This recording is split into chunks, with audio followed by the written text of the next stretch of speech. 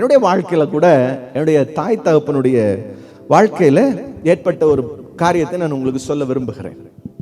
என்னுடைய சின்ன வயசுல எங்க அப்பா நல்ல தொழில் ஆரம்பிச்சு நல்ல சிறப்பா இருக்கிற நேரத்தில் திடீரென்று என் அப்பாவுடைய 2 கால்கள்லையும் பார்த்தீங்கன்னா சின்னதா ஒரு கொப்பளம் வர ஆரம்பிச்சது. இந்த சின்ன கொப்பளம் படிப்படியாக என்ன ஆரம்பிச்சதுன்னா அப்படியே பரவ ஆரம்பிச்சது. கால் ஒரு கொப்பளமா இருந்தது, 2 கொப்பளமாச்சு, அது 5 கொப்பளமாச்சு. அப்படி காலினுடைய மேல் பகுதி பூராமே வந்து கொப்பளமாக வர ஆரம்பிச்சிருச்சு. இந்த கொப்பளம் வந்த உடனே நம்ம நார்மலா என்ன செய்வோம், ஏதோ வியாதி அவருக்கு வந்து ஏதாவது ஒரு பிரச்சனைக்கு, இப்பெல்லாம் திடீர்னு சொல்லுவோம் டயபெட்டிக் இருக்கும், உங்களுக்கு வந்து சுகர் இருக்கும், உங்களுக்கு வந்து சர்க்கரை நோய் இருக்கும், உங்களுக்கு வந்து ப்ரெஷர் இருக்கும், பிளட் ப்ரெஷர் இருந்திருக்கும், உங்களுக்கு அந்த மாதிரி நீரிழிவு நோய் இருந்திருக்கும், இப்படி ஏதாவது ஒன்று சொல்லுவாங்க. உடனே இப்பெல்லாம் கூட்டிகிட்டு போய் டெஸ்ட் பண்ணுவாங்க, சுகர் டெஸ்ட். இதே மாதிரி தான் அப்பவும் வந்து இவருக்கு சரீரத்தில் உடம்புல ஏதாவது பிரச்சனை இருக்கும், ஏதாவது குறைவு இருக்கும் அப்படின்னு சொல்லி நிறைய மருத்துவர்கள் டாக்டர்கிட்ட போய் என்ன செய்வாங்க, எங்கள் அப்பாவும் அம்மாவும் ஒவ்வொரு டாக்டராக பார்த்து இந்த பிரச்சனை, இந்த டாக்டர்கிட்ட போனால் இவர் ஸ்பெஷலிஸ்ட், இவர் இதை விட ஒரு நல்ல ஸ்பெஷலிஸ்ட், இல்லை ஒட்டஞ்சத்திரம் போங்க ரொம்ப நல்லா இருக்கும், ஒட்டஞ்சத்திரம் போய் பார்த்தோன்னே வேலூர் போங்க ரொம்ப நல்லா இருக்கும், வேலூர் போனால் அப்பல்லோ போங்க அப்படிமா. இப்படி ஒவ்வொரு மருத்துவமனைக்கும் எப்படி போக சொல்றாங்களோ அது மாதிரி அந்த காலத்தில் இந்த டாக்டரை விட அந்த டாக்டர், அந்த டாக்டரை விட அந்த டாக்டர், இப்படி ஒவ்வொரு இடத்துக்காக போக ஆரம்பிச்சாங்க. கிட்டத்தட்ட வருஷ கணக்காயிட்டு இருக்கு, அந்த வியாதி மாறவே இல்லை. கால் அதிகமாக பழுத்துருச்சு, தண்ணி ஒழுகுது, ஒரு மாதிரி அழுகுன ஸ்மெல் வருது. எங்கள் அப்பா நடக்க முடியாத ஒரு சூழ்நிலை, என்ன செய்யறதுன்னு தெரியல. இப்போ மருத்துவர்கள் கைவிட்டுட்டோன்னே நமக்கு நேராக எங்கே போவோம், நம்ம நம்பிக்கைக்கு போவோம். நம்ம என்ன செய்யணுமோ அந்த நம்பிக்கைக்கு போவோம். நம்முடைய முன்னாடி நம்பிக்கைகளில் போய் ஐயோ எனக்கு ஹெல்ப் பண்ணுங்க கடவுளே அப்படின்னு சொல்லி நம்ம என்ன செய்வோம், அப்படிதான் என்னுடைய அப்பா அம்மாவும் என்ன நான் கொஞ்சம் பெரிய பையன், என்னை விட்டுட்டு என்னுடைய தம்பியை தூக்கிட்டு ஒவ்வொரு இடத்துக்காக போவாங்க. இங்கத்தை விட அங்கே கொஞ்சம் சக்தி ஜாஸ்தியாக இருக்குது, அங்கத்தை விட இங்கே போனால் கொஞ்சம் நல்லா இருக்கும். இப்படி ஜோசியக்காரங்க சொல்லுவாங்க, ஒவ்வொரு ஜோசியக்காரங்கிட்டயா போகும்போது ஒவ்வொன்று சொல்லுவாங்க, நீங்கள் இங்கே போய் இதை செய்யுங்க, அங்கே போய் இதை செய்யுங்க. இது எல்லாவற்றையும் செய்ய ஆரம்பித்தாங்க. கிட்டத்தட்ட 5 வருஷம் ஆயிடுச்சு. எத்தனை வருஷம்? 5 வருடங்கள். டே 1லிருந்து 5 வருஷம் ஒரு மனுஷனுடைய 2 கால்களும் அழுகி போயிருந்தால் அந்த குடும்பத்தினுடைய பொருளாதார நிலைமை எப்படி இருக்கும் யோசிச்சு பாருங்க. என் தகப்பன் தான் சம்பாதிக்கக்கூடியவர். இப்ப தகப்பன் கிட்டத்தட்ட 5 ஆண்டுகள் அவருடைய வாழ்க்கையில இப்படிப்பட்ட சாபத்தை அனுபவிக்கிறாரு. கடைசியில தான் என்ன சொல்றாங்கன்னா, இது வந்து வியாதி இல்லை, உங்களுக்கு யாரோ செய்வனை செஞ்சு வச்சிருக்கிறாங்க, உங்களுக்கு யாரோ மந்திரம் செஞ்சு வச்சிருக்காங்க, அதுதான் பிரச்சனை அப்படிங்கிறாங்க. சரி, மந்திரம் இது பண்ணணும்னா என்ன பண்ணணும், அதுக்கு இந்த இடத்துக்கு போங்க, இதெல்லாம் செய்யுங்க, கட்டு உடைச்சிட்டு வாங்க. அதையும் போய் செஞ்சாங்க. அதுக்கு போகும்போதும் ஒரு அமௌண்ட் வேணுமா, அதுக்கு என்ன பண்ணணும், கடன் வாங்கணும். இப்படி கடனும் வாங்க ஆரம்பிச்சாங்க. ஒரு கட்டத்தில் கடனும் பெருகிடுச்சு. இப்ப கடன் ஒரு பக்கம், அன்றாட தேவைகள், சாப்பாடு இல்லை, துணி இல்லை, இது ஒரு பக்கம், வியாதி மாறல. சரி, இப்ப கடைசியா நமக்கு இருக்கிற ஒரே ஒரு ஆப்ஷன் செத்து போறதை தவிர வேற வழி கிடையாது. எப்படிங்க, மனித வாழ்க்கையில எல்லாம் நம்பிக்கையற்ற சூழ்நிலை வரும்போது, எல்லாம் முடிஞ்சு போச்சு அப்படின்னு நினைக்கும் போது, இனி நான் வாழ்ந்து என்ன பிரயோஜனம்? என் அப்பாவும் அந்த இடத்துக்கு தான் வந்தார். முதல்ல அவர் சொன்னார், நான் 2 காலையும் கொண்டு போய் நான் ட்ரெயினில் வச்சுறேன், என்னால் முடியல, வலி வேதனை தாங்க முடியல, என்னை விட்டுருங்க, நான் போயிடுறேன், நான் செத்துடுறேன் அப்படின்னு அப்பா ஒரு பக்கம் புலம்ப ஆரம்பிச்சிட்டார். அப்போ ஒரு போராட்டமான சூழ்நிலைகள் போய்கிட்டு இருக்கு. சின்ன பையன், எனக்கு 15 வயசு, அப்போ இளம் வாலிப பிள்ளை, எனக்கு என்ன செய்யறதுன்னு தெரியாது. ஆனாலும் எங்க அப்பா மேல எனக்கு ஒரு பெரிய பிரியமெல்லாம் கிடையாது. அது என்னன்றதை நான் நாளைய தினத்தில் உங்களுக்கு கண்டிப்பாக நான் சொல்லுவேன். அதனால எனக்கு ஒரு பெரிய பிரியம் இருந்தாலுமே, ஆனால் குடும்பம் இப்படிப்பட்ட நிலையில இருக்குதே, நான் என்ன செய்யறது அப்படிங்கிற ஒரு ஏக்கத்தோடு வாழ்ந்துகிட்டு இருக்கிற ஒரு நாள். 3 நேரம் ஆகாரம் கிடையாது, நல்ல உடைகள் கிடையாது, என்ன செய்ய போறோம், எதிர்கால வாழ்க்கை எல்லாமே சூனியமா இருக்கு. குடும்பத்துல எல்லாரும் மறந்துட்டாங்க. ஏன்னா யாரை பார்த்தாலும் நம்ம வந்து ஒண்ணு போவோம், முதல்ல என்ன செய்வோம், ஐடியா கேட்போம், 2வது காசு கேட்போம். சொந்தக்காரங்கிட்ட பார்க்கவும் காசு கேட்போம்ல, காசு தான் இல்லையே. அப்புறம் ஒரு டைம் கொடுப்பாங்க சொந்தக்காரங்க, 2 டைம் தரலாம். அப்புறம் என்ன பண்ணுவாங்க, நம்மளை பார்த்தாலே நம்மளை பார்க்காத மாதிரி போயிடுவாங்க. ஏன்னா மனிதர்கள் அவ்வளவுதான் செய்ய முடியும். அப்ப மனிதர்கள் ஒரு கட்டத்தில் மறந்துட்டாங்க. எங்க அப்பா அம்மா கூட பிறந்தவங்க மட்டுமே 15 பேர், அப்பா கூட 6 பேர், அம்மா கூட 9 பேர், கிட்டத்தட்ட 15 பேர் இருந்தாங்க. ஆனால் ஒருவராலும் எங்களுக்கு உதவி செய்ய முடியல. எவ்வளோ பெரிய குடும்பமா இருந்த போதும் எங்களுக்கு உதவி செய்வதற்கு யாருமே கிடையாது. ரொம்ப பக்தியானவர்கள், பாரம்பரியமான பக்தி நிறைஞ்சவங்க தான். ஆனால் எல்லாம் கைவிட்டுச்சு. நான் கைவிடப்பட்ட சூழ்நிலையில் இருக்கிறேனே, எனக்கு உதவி செய்யறதுக்கு யாருமே இல்லையே, நான் என்ன செய்யறது? நான் நம்பின எல்லாம் என்ன கைவிட்டுருச்சு, மருத்துவர்கள் கைவிட்டுட்டாங்க, நம்பிக்கைகள் எல்லாம் போச்சு, நாங்க என்ன செய்யறதுன்னே தெரியலையே அப்படின்னு கண்ணீரோட இருந்துகிட்டு இருக்கிற ஒரு காலகட்டத்தில் தான் என்னுடைய அம்மா என்ன செய்யறாங்க, பக்கத்து வீட்டில் ஒரு வீட்டில் போய் உட்காந்து பேசிக்கிட்டு இருக்கிறாங்க. ஏதோ அவங்க குடும்ப விஷயமா பேசிக்கிட்டு இருக்கும்போது 2 அம்மாமார் அந்த வீட்டுக்கு வர்றாங்க. அந்த 2 அம்மாமார் அந்த வீட்டுக்கு வந்து உட்கார்ந்துட்டு அவங்க என்ன சொல்றாங்கன்னா, இயேசு கிறிஸ்துவை பத்தி சொல்றாங்க. இயேசு நமக்காக இந்த பூமிக்கு வந்தவர், அவர் நம்முடைய சாபங்களையும் பாவங்களையும் எல்லாவற்றையும் போக்குகிறவர், அவர் வல்லமையுடையவர், அவர் தான் நம்ம தகப்பன், அவர் தான் நம்மளை உருவாக்கினவர் அப்படின்னு சொல்றாங்க. என் அம்மாவுக்கு அதுல பெரிய உடன்பாடு வரல. ஏன்னா அவங்க பாரம்பரியமான வேறு நம்பிக்கையில் இருக்கனால உடனே அவங்களால அதை நம்ப முடியல, ஏத்துக்க முடியல.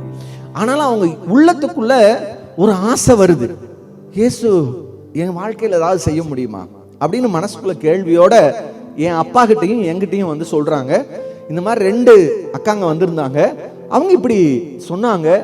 எனக்கு இதை கேட்ட உடனே ஒரு இதானே எங்க அப்பா உடனே டக்குன்னு என்ன சொல்றாரு, அவங்க 2 பேர்த்திட்டையும் கேளு, என்ன செய்யணும் அப்படின்னு கேளு அப்படின்னு சொல்றாரு. இப்ப நான் சொல்றேன் வேண்டாம் வேண்டாம் அதெல்லாம் வேண்டாம் அப்படிங்கிறேன்.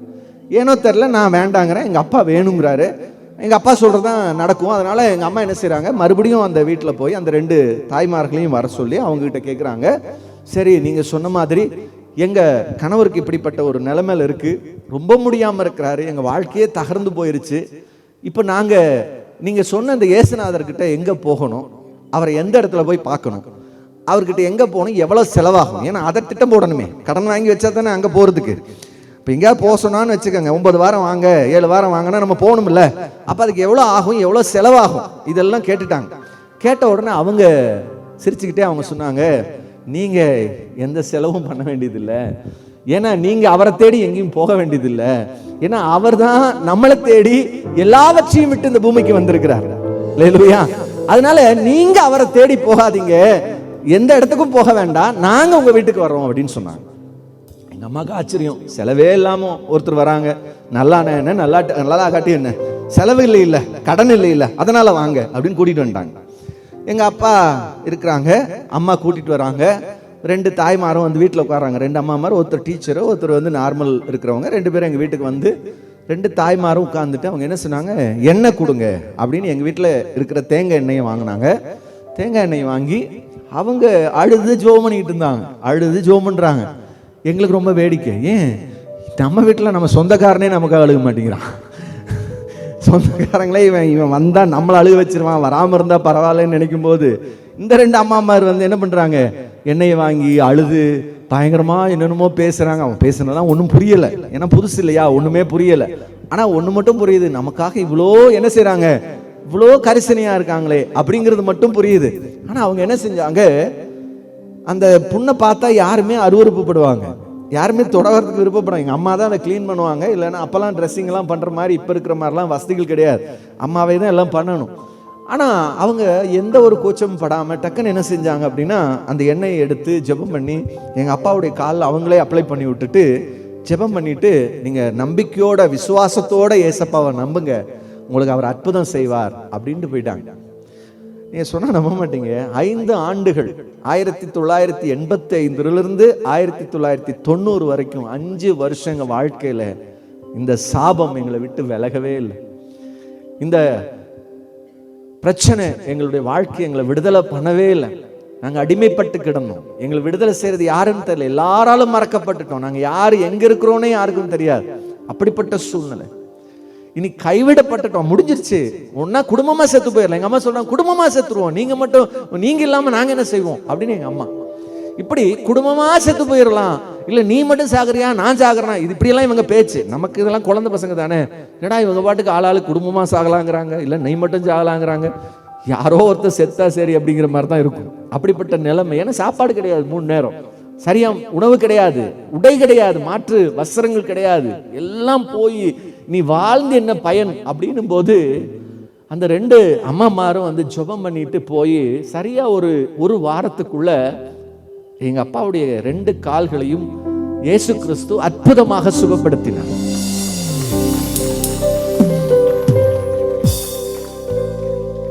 ஐந்து ஆண்டுகள் சபிக்கப்பட்ட வாழ்க்கை மறந்து போகப்பட்ட வாழ்க்கை, தள்ளப்பட்ட வாழ்க்கை, இனி யாருமே நமக்கு உதவி செய்ய முடியாது, நம்ம முடிஞ்சு போயிட்டோம், அவ்வளவுதான் இந்த உலகத்துல அப்படின்னு நினைக்கும் போது, எல்லாரும் மறந்து போனாலும் நம்மை மறக்காத ஒரு கடவுள் நமக்காக இருக்கிறார். யார் நம்மளை கைவிட்டுட்டாலும் நம்மளை கைவிடாத நம்மை காப்பாற்றுகிற ஒருவர் இருக்கிறார் அப்படின்னு சொல்லி யோசிச்சு பாருங்களேன். ஒரு பாலடைந்த கிணத்துக்குள்ள கிடக்கும் போது யாரோ ஒருத்தர் கயிறை விட்டு நம்மளை காப்பாற்றுவதற்கு வந்து நின்னா நம்ம எவ்வளவு சந்தோஷப்படுவோம். நம்ம உயிர் எப்படி திரும்ப நம்ம கைக்கு வரும். அது மாதிரி என்னுடைய வாழ்க்கையிலே ஒரு பெரிய மாற்றம் எங்களுடைய வாழ்க்கையில உருவானது. என்னோட அப்பாவுடைய 2 கால்களையும் அற்புதமாக சுகப்படுத்தினார். அதுக்கு பிறகு ஒரு சில மாதங்கள் நான் ரொம்ப எதிர்ப்பா இருந்தேன். அதெல்லாம் நாளைக்கு நான் உங்களுக்கு கண்டிப்பா சொல்லுவேன். நான் ஏன் எதிர்ப்பா இருந்தேன் அதெல்லாம் நாளைக்கு சொல்லுவேன். அப்போ எதிர்ப்பா இருந்தேன். 6 மாதங்களுக்கு பிறகு நான் இயேசுவை என்னுடைய சொந்த ரட்சகராக ஏற்றுக்கிட்டேன். அதுக்கு பிறகு நடந்து இது நான் நாளைக்கு உங்களுக்கு சொல்றேன். ஆனால் எங்க வாழ்க்கையில் நடந்த முதல் காரியம் என் தகப்பனாருடைய ஒரு பெரிய விடுதலை, ஒரு சுகம், ஒரு சௌக்கியம். மந்திரவாத கட்டுகள், பில்லி சூனியம் என் அப்பாவோட காலில் இருந்துச்சு. யாரும் விடுதலை பண்ண முடியல. மருத்துவர்கள் இல்ல, நம்பிக்கை, நாங்க நம்பின எதுவுமே இல்ல. இயேசு அற்புதமாக சுகப்படுத்தினார். அல்லேலூயா. எப்படி ஒரு யோசேப்பு சிறைச்சாலையில் இருந்த போது எல்லாரும் கைவிட்டுட்டாங்க, யாருமே யோனா நண்பன் கூட மறந்து போயிட்டான் அப்படின்ற நிலைமையில யார் மறந்தாலும் பரவாயில்ல, நான் உன்னை மறக்க மாட்டேன் அப்படின்னு சொல்ற ஒரு அப்பா நமக்கு இருக்கிறார். அல்லேலூயா.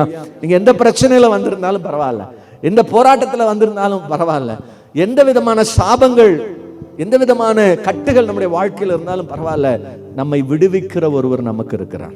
அல்லேலூயா. நம்மை விடுதலை செய்கிற ஒரு சொந்த தகப்பன் நமக்கு இருக்கிறார். நம்ம யார் எங்க இருந்தாலும் பரவாயில்ல. சொல்ல போனா எனக்கும் இயேசுநாதருக்கும் எந்த சம்பந்தம் கிடையாது, என் குடும்பத்துக்கும் இயேசுநாதருக்கும் எந்த தொடர்பும் கிடையாது. அவர் யாரோ நாங்க யாரோ, ஆனால் எங்களுக்கு தெரியல அவருக்கு எங்களுக்கும் தொடர்பு எப்பவோ இருந்துகிட்டு இருக்கு அப்படிங்கிறது. அல்லேலூயா. அவர் அந்த தொடர்பை புரிஞ்சுக்கிட்ட போதுதான், ஐயோ நம்ம உருவாக்கின அப்பா இருக்கிறாரு அப்படின்னு புரிஞ்சுக்கிட்ட போதுதான் எங்களுக்கான விடுதலையை நாங்கள் அனுபவிக்க ஆரம்பித்தோம். அல்லேலூயா. இதான் நம்முடைய வாழ்க்கையில இயேசு அற்புதம் செய்கிறவராக இருக்கிறார்.